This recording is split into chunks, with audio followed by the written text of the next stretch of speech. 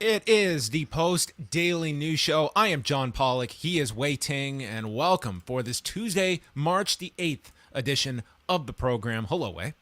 Hello, John. We are here. Yes. All set to go. Lots to talk about.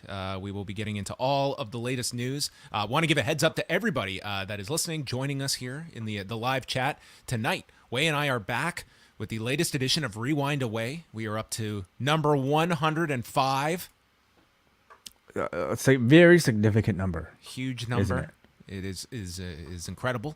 And we are going to be celebrating 105 by reviewing TNA Hardcore Justice 2012, featuring Austin Aries versus Bobby Roode and the continuation of the ongoing Bound for Glory series tournament, which, amazingly, this pay-per-view has a ladder match involving Kurt Angle, AJ Styles, Samoa Joe, and Christopher Daniels. So that will be reviewed on tonight's Rewind Away, exclusive to all members at postwrestlingcafe.com. $6, it gets you into the door. Whole month, bonus shows each week. Some of our WrestleMania bonus shows we will be doing at the end of the month for WrestleMania week events. All of that, including live access to the entirety of Rewind to SmackDown each and every Friday night. I'm very excited. Absolutely. And we're going to have that on video as well for those of you who prefer that. So join the cafe right now. All right. So there's your heads up. But let's get into the news. And Steve Austin dropping his response to Kevin Owens. Was he going to politely decline? Is he busy that weekend? What does his day planner have scheduled for that weekend? Let's hear from Steve Austin. All right. Same ride as I've got. Same jacket, too. 19 years ago, I wrestled my last match in a WWE ring. After 3 rock bottoms, 1, 2, 3, I lost the match. And for 19 years, I've had to live with that defeat, knowing my time was up. Kevin Owens, I want to thank you. I want to thank you for waking something up deep inside me that I've kept buried for 19 years. Ever since you started running that damn mealy mouth of yours talking about the state of Texas, the great state of Texas, you got my attention. And why would you want to do that, Kevin? I can think of 2 reasons. 1, you are one dumb son of a bitch. And 2, you are fixing to get your ass kicked by Stone Cold Steve Austin. Whether you want to call this a KO show, a match, a fight, a brawl, whatever, I will guarantee you this. In Dallas, Texas, where I started my career at WrestleMania, Stone Cold Steve Austin is going to open up one last can of whoop-ass on you, Kevin Owens. And that's the bottom line, because Stone Cold said so. Well, there we go. Call it the KO show, call it a match, a fight, whatever you want to call it, Wai. There's going to be hands throwing and Steve Austin appearing at WrestleMania, whatever you want to call it. So it's not what we wanted. Of course, I think everybody wanted, on the marquee, Steve Austin versus Kevin Owens in a full-on match. They're not promising that, but they're promising some physicality, can of whoop-ass, whatever.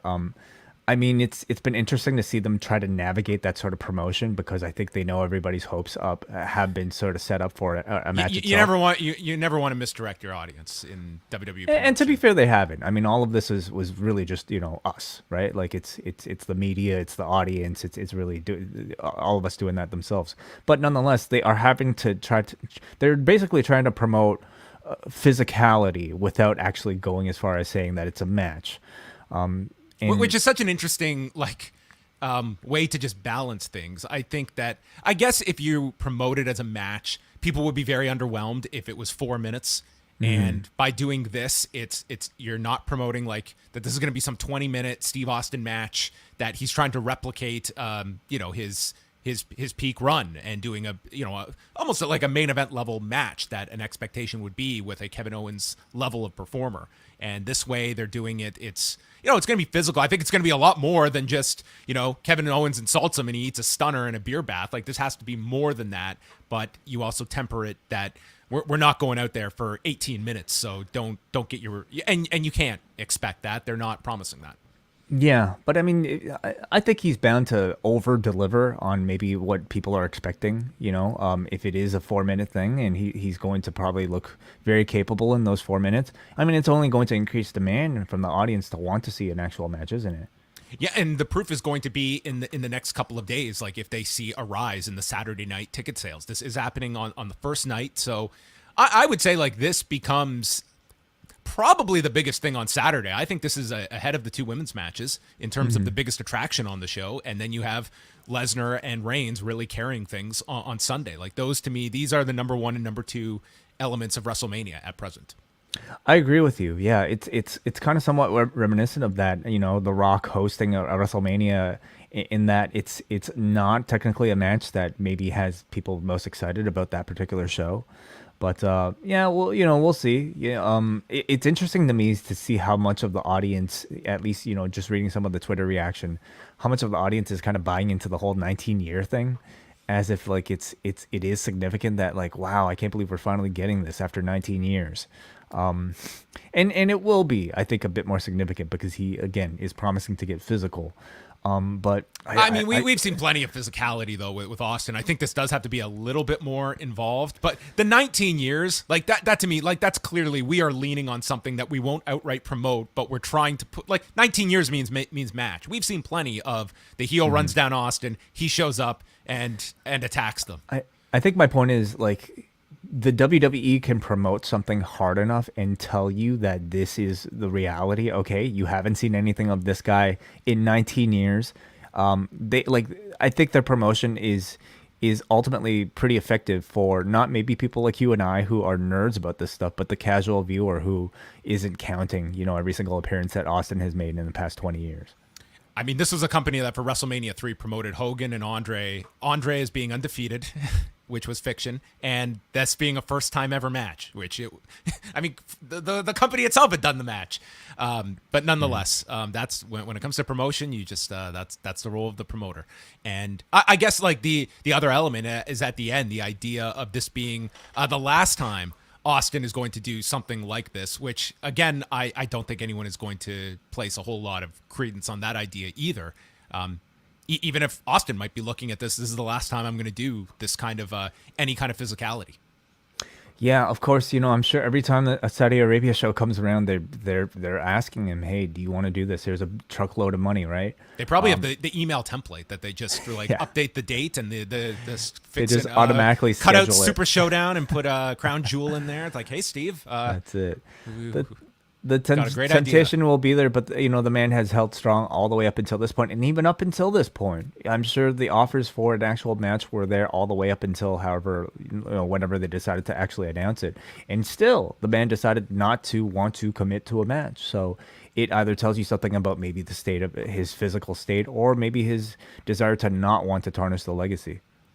Yeah, it would really be something to know, like, of the past 19 years, the money that has been on the table for a Steve Austin. Like, he flirted at a time of going over, like, this was when, like, Pride was just throwing out all this crazy money when they were running Hustle. And, they reached out to use, like, Bill Goldberg, who had a very lucrative deal with them, even when he signed with WWE. And Austin kind of tinkering it with that when the retirement was still fresh. And he had stated, like, it took him a long time to kind of get out of the mindset of pro wrestling. But you have to imagine that any idea of a startup or big money being offered a year when you don't have a big hook for WrestleMania, you had Hogan forever angling for that match with Austin. I know that there was at a time when there was, like, an outside entity that was trying to put together Austin and Bill Goldberg together, that, like, Mauro Ranallo was going to be attached with as a broadcaster. Like, there were all these different things that you've heard that have been public. And I imagine when you add, the private offers that have been thrown his way. Like, this guy has probably turned down ungodly amounts of money because he is one of those people that I think truly does hold a lot of pride in his legacy and does not want to come back and, for lack of a better comparison, have a Shawn Michaels Saudi Arabia moment. I think that's a perfect comparison, honestly. Like, if you ask Shawn Michaels, I don't know if I don't think he would regret. Never happened. Never happened. I retired in 2010. Yeah, what I mean is, like, I'm sure, whatever his justification was for taking that role, he probably was happy to. But what do you think something like this does for Kevin Owens? I mean, think about all those names that you just mentioned, and none of them have been able to, I guess, replicate a similar level of physicality with Steve. It's going to be Kevin Owens who's going to do that. Do you think this is just a celebrity bit for him, or can he escape? Can he lead this segment with actual renewed interest and growth as a character?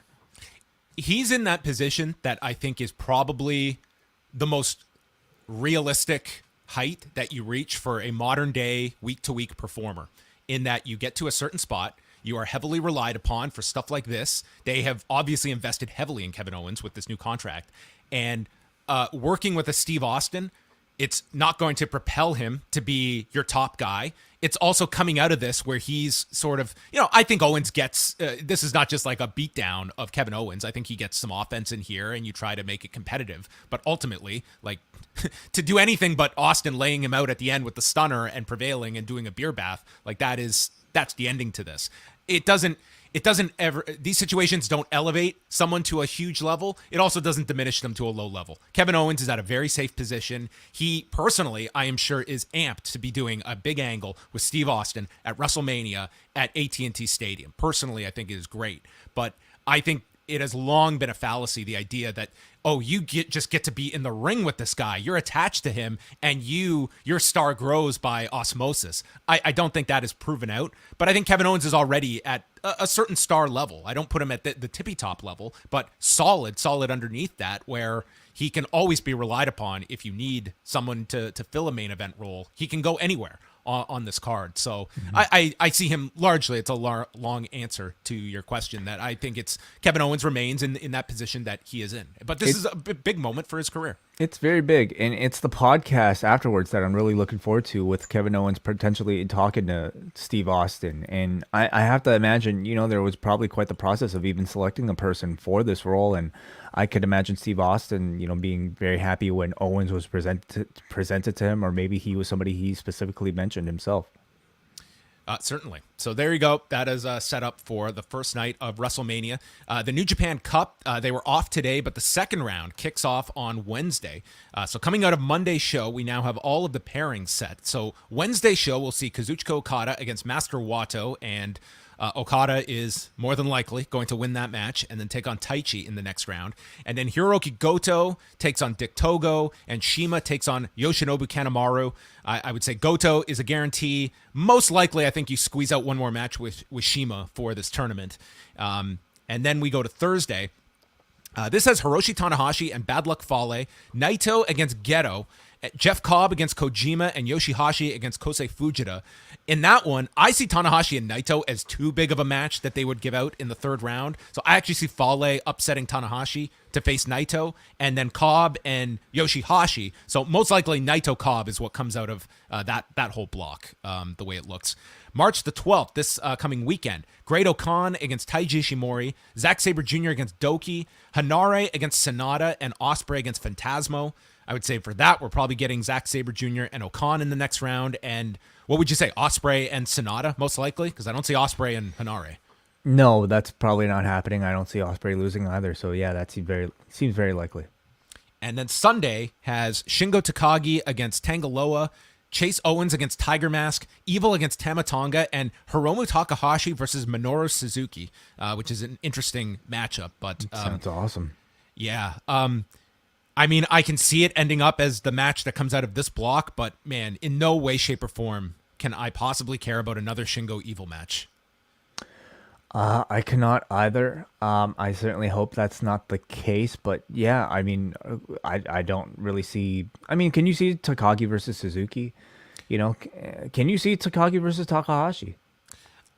against Takahashi. Possible. I would love to see Shingo and Minoru Suzuki. It just seems I don't know if they'll go that deep with Suzuki. I guess there's the possibility of Tamatonga somehow beating Evil. You do have the whole Bullet Club stuff there with the House of Torture. So anyway, it can go several ways. I just think Evil is what Evil is. So there you go. That's the latest on the New Japan Cup. It's everyone is watching with bated breath as the 48 men are slowly whittled down. Mm-hmm. Let us move on to ratings from Friday Night SmackDown, doing a pretty good number, 2,261,000 viewers, up 7% this week, and up 3% in the 18 to 49 demo, doing a 0.59. So it was the number one show on television. It was their second best numbers of 2022. Seeing small increases going against the NBA game. News coverage not at the level it was the week prior, but SmackDown did well last week regardless. So they seem to be in pretty good shape going into WrestleMania. And you know, a lot of the key programs for WrestleMania, I sense this being a strong month for WrestleMania and only intensifying with Reigns and Lesnar pretty much earmarked for that show. You know, from all intents and purposes, you're going to have Vince McMahon much more involved in this show in the lead up to Pat McAfee and Austin Theory with whatever his involvement ends up being in that whole angle. And then you've got Ronda Rousey on top of it as well. So, you know, you got a lot of the key stars for WrestleMania on SmackDown, and that is kind of your number one show on Friday nights at the moment for Fox. And if you have any Austin interaction on TV, I mean, I guess most likely that'll probably be on Raw with Kevin Owens. So, you know, Austin on one side, Vince on the other.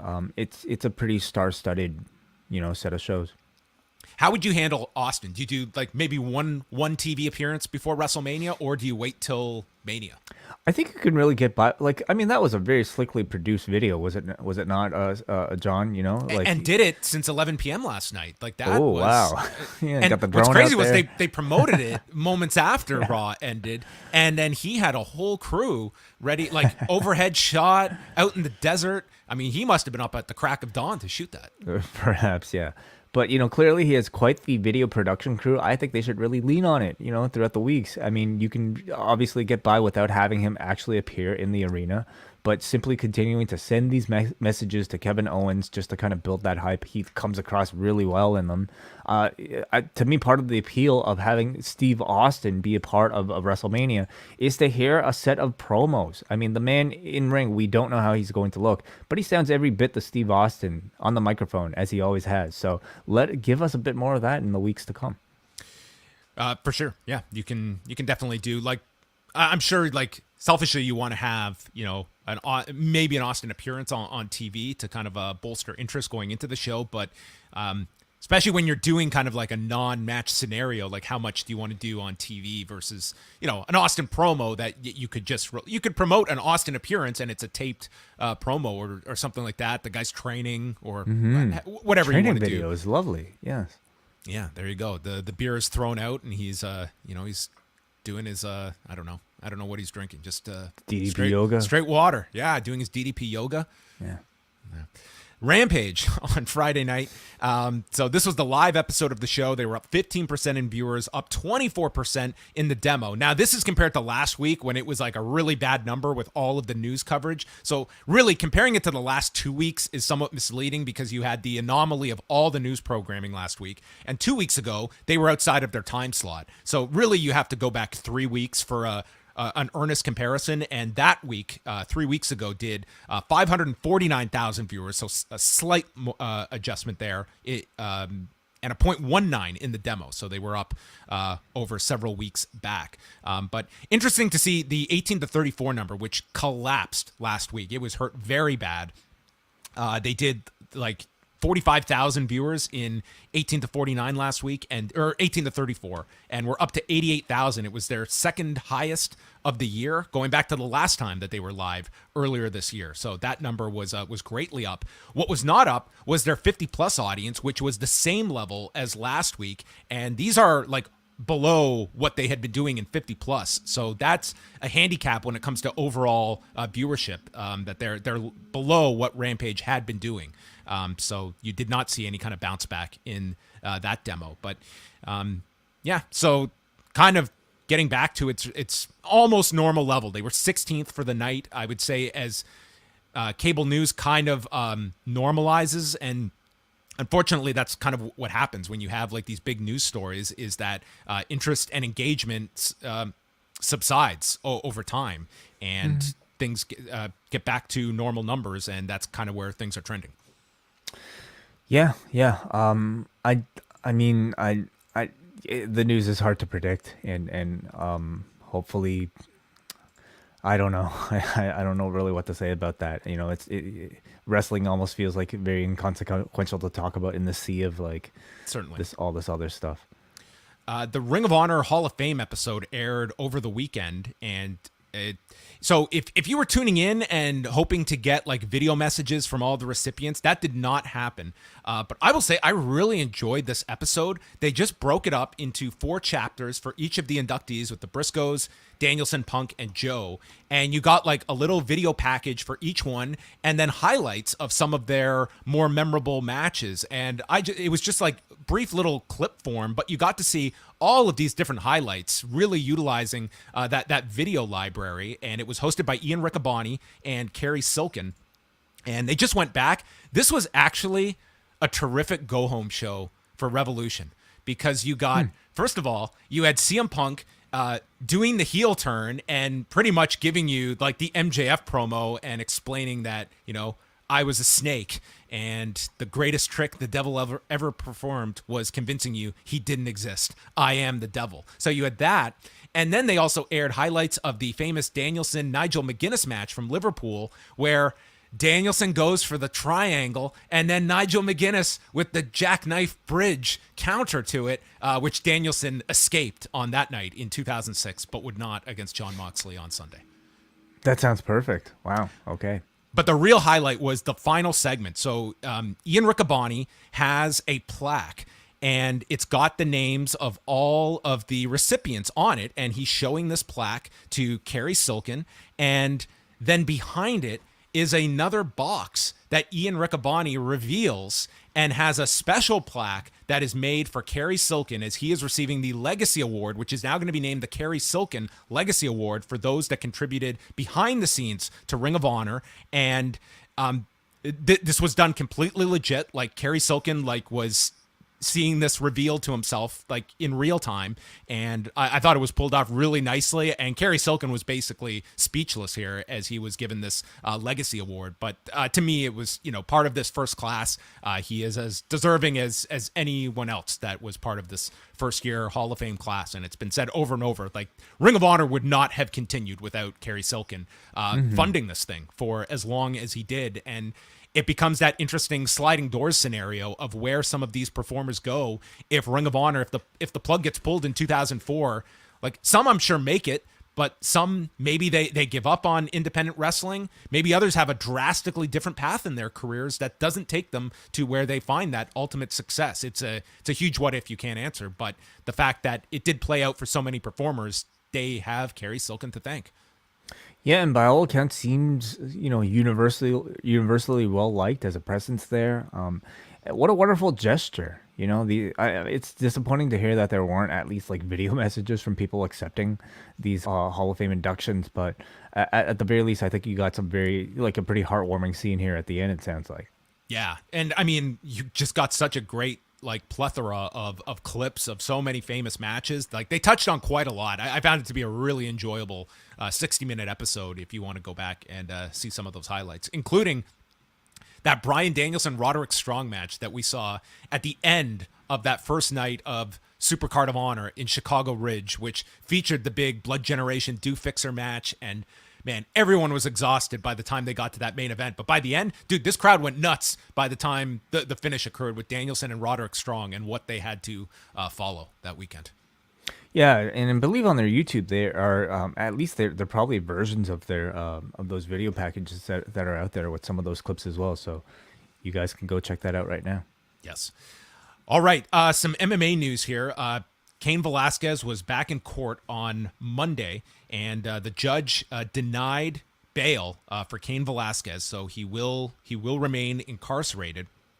And the judge, Shalina Brown, I hope I'm pronouncing that right, in a Santa Clara County Superior Court gave the rationale for denying bail, stating, "It is clear to this court that there is clear and convincing evidence that there is a substantial likelihood that release would result in great bodily injury, not just to the named complaining witnesses in this case, but to Santa Clara residents at large. This case involves allegations of extreme recklessness to human life, ramming a vehicle in the middle of the day where there are citizens out driving, going about their business, and shooting out of a car at other individuals, which is reckless by any standard.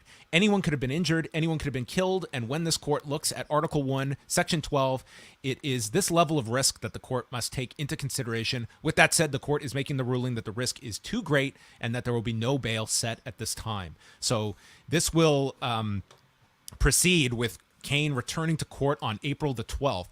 Next month, his attorney, Mark Geragos, gave a statement outside of the courthouse asking, "Is there anybody out there who finds it beyond the pale that a father was not consulted when they released the perpetrator back into the public with $0 bail, yet they're holding Cain on no bail?"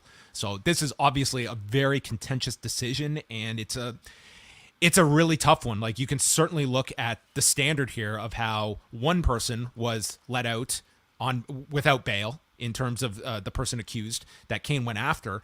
Mm-hmm. At the same time, you are also looking at Cain was ready to kill this man, failed to do so, and putting him out into the public.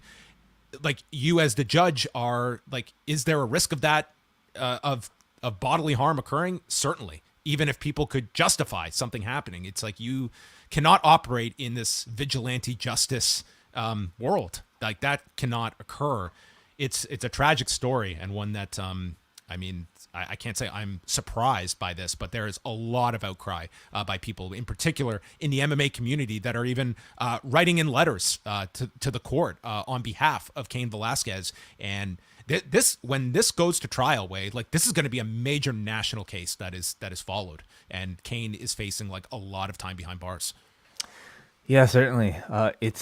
It's totally rocked, I think, combat sports, but it's a story that I think has caught a lot of people's sympathies because of the nature of what's involved. But you just can't take the law into your own hands like that. So I'm not at all surprised that the judge arrived at that conclusion. The New York Post, I believe, was the first to report that Kayla Harrison is staying with the PFL. So Kayla Harrison, who is the biggest star that PFL has, she was a free agent after this most recent season. And, of course, there were the talks with UFC, there were talks with Bellator, and then last week, Ariel Helwani reported that Bellator had made the offer, and then PFL had the matching rights, and they did match Bellator's offer. So it sounds like she has gotten a really great deal with PFL. The good part, and this would be the way I would be thinking as a fighter, is you go where you are going to make the most amount of money. And that would appear to be PFL. UFC, it comes with the prestige of being in the UFC. And for someone like Kayla Harrison, that's a multiple-time Olympic gold medalist, she has a competitive drive to be the best. And you want to fight the best, that's going to the UFC. But you have to be thinking about where you are going to be the most financially set. And PFL represented that. So the downside is that who are you going to find to compete against Kayla Harrison, especially at a weight class like 155 pounds, which, I mean, featherweight is not the deepest division. And that's why people were clamoring for Bellator, because at least you have Chris Cyborg there. So for Kayla Harrison, it's a big star. She is a terrific representative for the company, and it's great for PFL that they're keeping her. But I can also see from fans, they want to see her in the biggest fights, and that's largely going to be concentrated in the UFC. So we will see what occurs with Kayla Harrison, and if PFL is able to bring in any really meaningful fights for Kayla Harrison on a larger scale. And then we have NXT Roadblock tonight on the USA Network. So it is headlined by Braun Breaker against Dolph Ziggler and Tommaso Ciampa.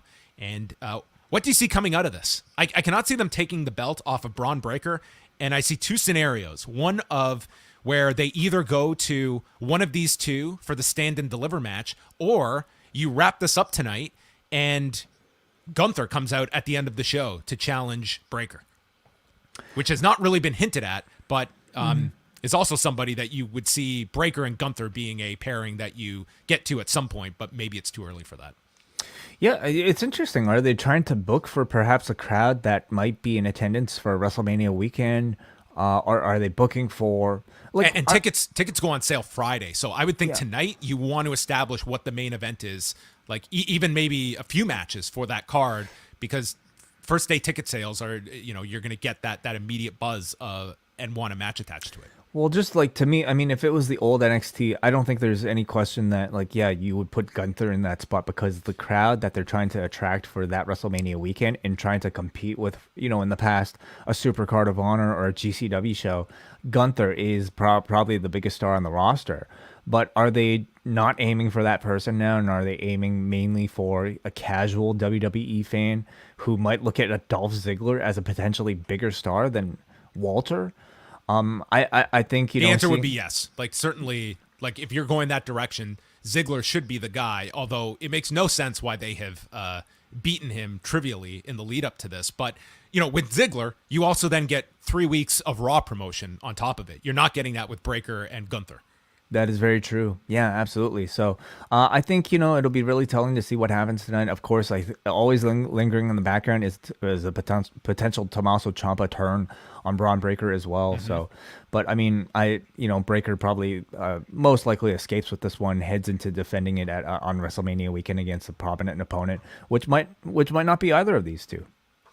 The rest of the card tonight has the NXT Tag Title match with Imperium against the Creed Brothers. I think that's going to be a really good match. Oh yeah. Honestly, like the last time they had the match was fantastic. Was it not part of the tournament, right? Or am I thinking wrong? That was the Creeds and MSK. Oh, I apologize. Yes, but anyway, like I mean, Imperium have really been killing it. I think with all of these title defenses, and the Creed Brothers are really on the come up as well. So it's a great match to make at the moment. Last man standing match between LA Knight and Grayson Waller, and then the semifinals of the Women's Dusty Rhodes Tag Team Classic. So on one side, it's Io Shirai and Kaylee Ray against Casey Catanzaro and Caden Carter, and on the other side, Dakota Kai and Wendy Chu against Cora Jade and Raquel Gonzalez, which seems to set up Cora Jade and Raquel against Io Shirai and Kaylee Ray, unless you do some kind of split with Cora Jade and Raquel to do one more singles match. But I'm leaning towards those two going to the finals. Yeah. What's your interest level for the show and NXT as a whole right now? I think tonight will be a fine show. I think like you've got some really good, like the three-way I have high hopes for. The tag title match I have high hopes for. And the rest of the card is kind of, we'll see. It really seems to be where, Io Shirai and Kaylee Ray, that's a great team. But, there's a certain ceiling to some of these matches. Before we get out of here, John, we have one super chat to get to from Carl Crosley, who sends us a £5 super chat, and he says, not been able to log on for a few days, but this is for the Wai Ting Speaker Fund. All the best, guys. Keep up the great work. I didn't realize I had a speaker fund. Yeah, I don't know. What's he trying to say? Can he? I don't know. You? I did buy a Bluetooth speaker recently. So thank you. Thank you for your support either way. John, do you need some speakers? I don't know. You tell me. You sound loud and clear to me. So okay, good. Well, thank you either way, Carl. Yeah, thank you. All right. Well, there you go, folks. We are going to wrap things up. We're back again tonight. Rewind away. Dropping tonight review of TNA Hardcore Justice for Post Wrestling Cafe members. And then back tomorrow live at 1 Eastern and Wednesday night at 10:15 Eastern here live on the channel for Rewind to Dynamite. So that is it. And thank you for tuning in to your Post Daily News Show.